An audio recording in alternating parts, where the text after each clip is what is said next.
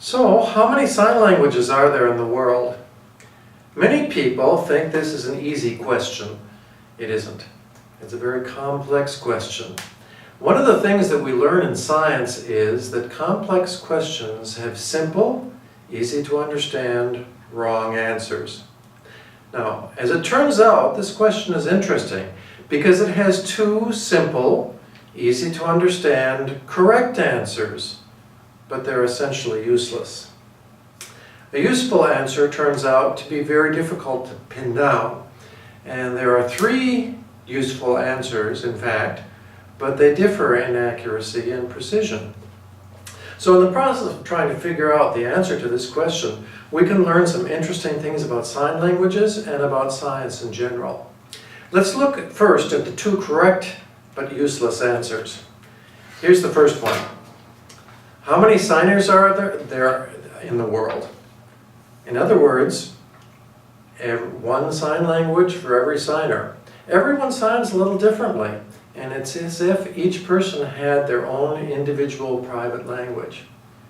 That's a true answer. It's defensible, but it's not very useful for language planning. The second answer that's correct but useless may surprise some of you. One. Of course, a lot of people believe that there's only one sign language in the world, and they naively think that that's a useful answer, but it's not one.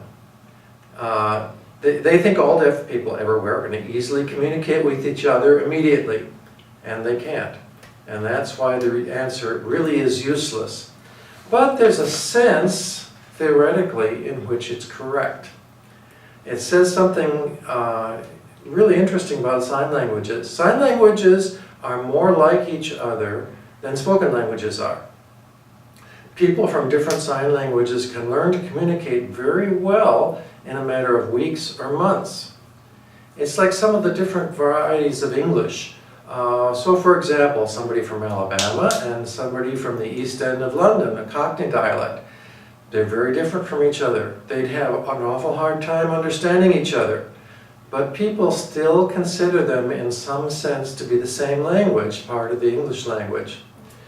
So those two answers are the most correct from a theoretical point of view, but they're not much good for practical purposes.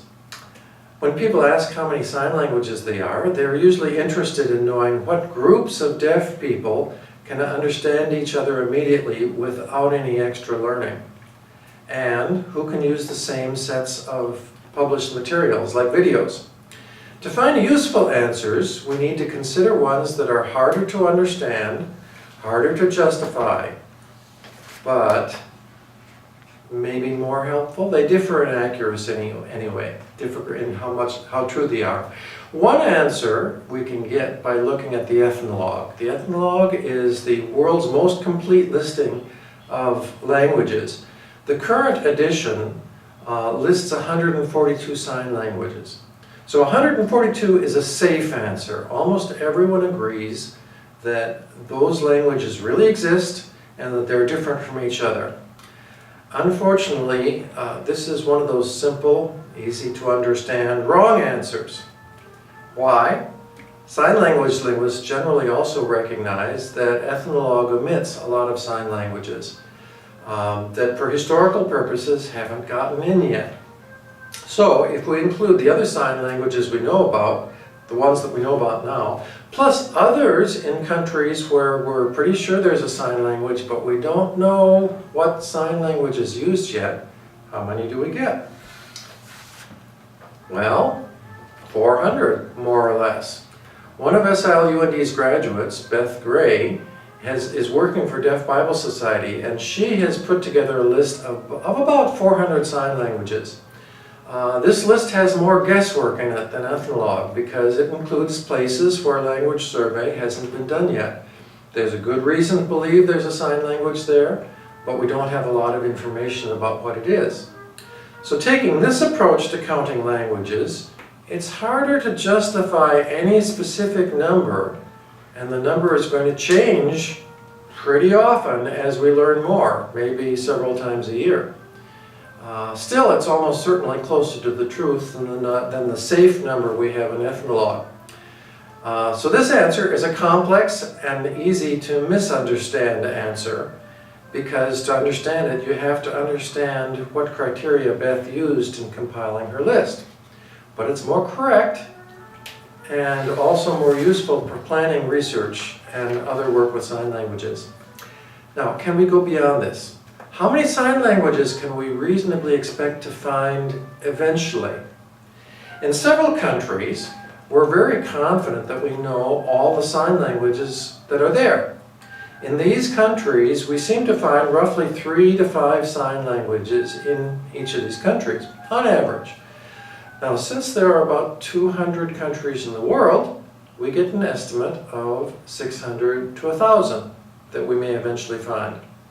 This is only an educated guess, of course, so it's even harder to defend in terms of precision, and it's not very precise. But it may well turn out to be the best estimate we've got, and here's why. At one time, about 70 years ago, people thought there were only about 500 to 1,000 spoken languages in the world. Ethnologue now lists about almost 7,000.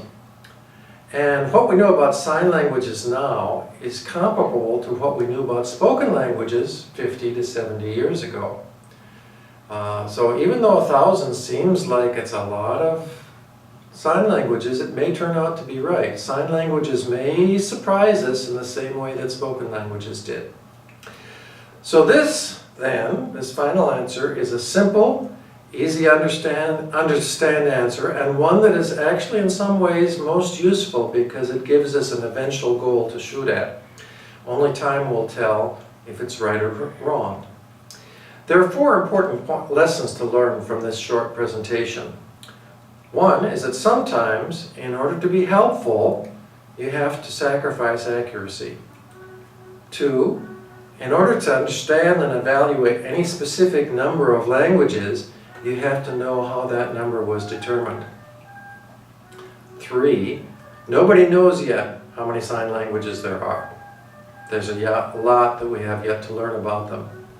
And so, 4, any number you see, expect it to change. Thank you.